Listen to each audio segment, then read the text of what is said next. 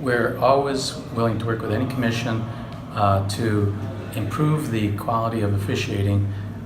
The reason that we recommended that this seminar have both judges and referees trained together is we need our officials to be cross-trained.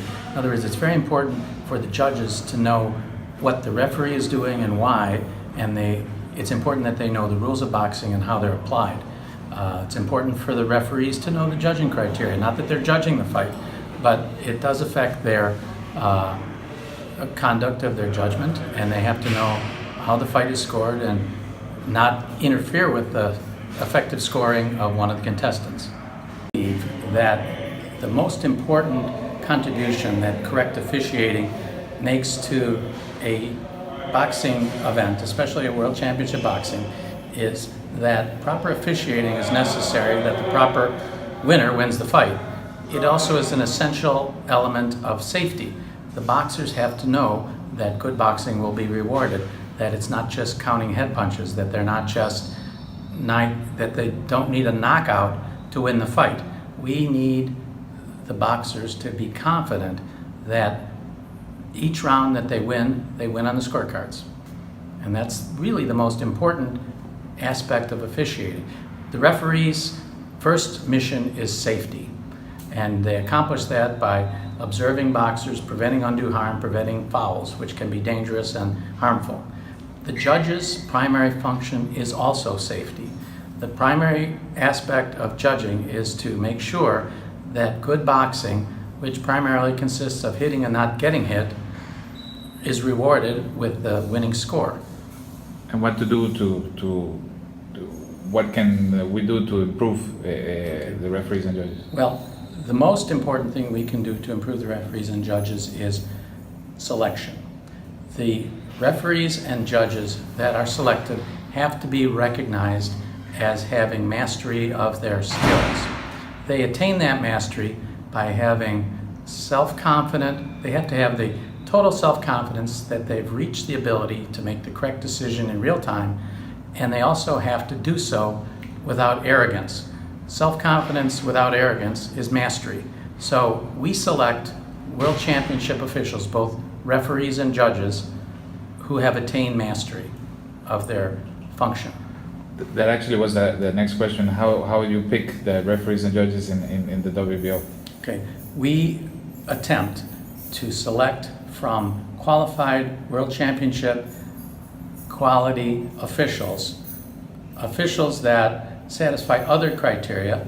Some of the criteria is their proximity. We try to minimize the cost to the boxers and to the promoters with travel time. Some of the criteria are the optics of the event. We want to make sure, for instance, a boxer who is a hero in a small town or a small country doesn't have any of his local officials officiating his fight. The reason for that is because the personal pressure on the official to either favor the hometown boxer or to not appear to be favoring the hometown boxer injects into the decision of the official unintended and extraneous considerations. So we neither want an official to favor, the local hometown hero or to bend over backwards against him. Either one of those is wrong. We attempt to have all neutral officials and a neutral referee as far as any type of appearance of bias. That's a very strong policy of the WBO.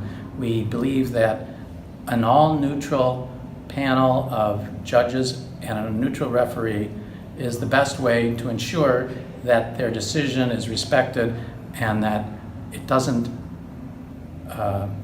inject the specter or the possibility of bias.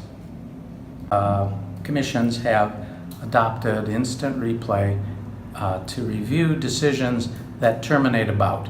In that event, I am not against getting the decision correct. For instance, was the punch landed before or after the bell? That's one that they could review and replay. I do, however, believe that the providential judgment of the referee in those decisions, since he is the sole arbiter of the bout, is the best way to resolve the issue. I think the fans have to go home knowing who won.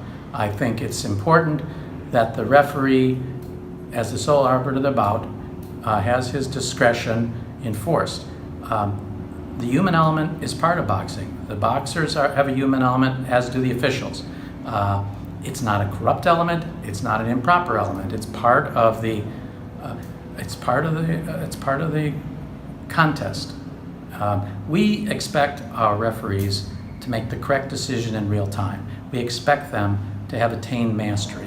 When we look at a referee and see whether he's done a good job, the first criteria is, do you remember who the referee was? If you don't remember who the referee is, a fight was, you can be pretty sure he's done an exceptional job. If you look at the replay and the referee doesn't even appear on television, you know he's done an outstandingly exceptional job. The purpose of the referee, who is one of the hardest officiating jobs in all of sports, is to make the terrible decision, is first, of course, to protect the boxer's safety, but also to make the terribly difficult decision who won the fight. Both of those are equally important, and both of those require a master of refereeing in a world championship contest. They're entitled to that, and that's our criteria for selecting of officials.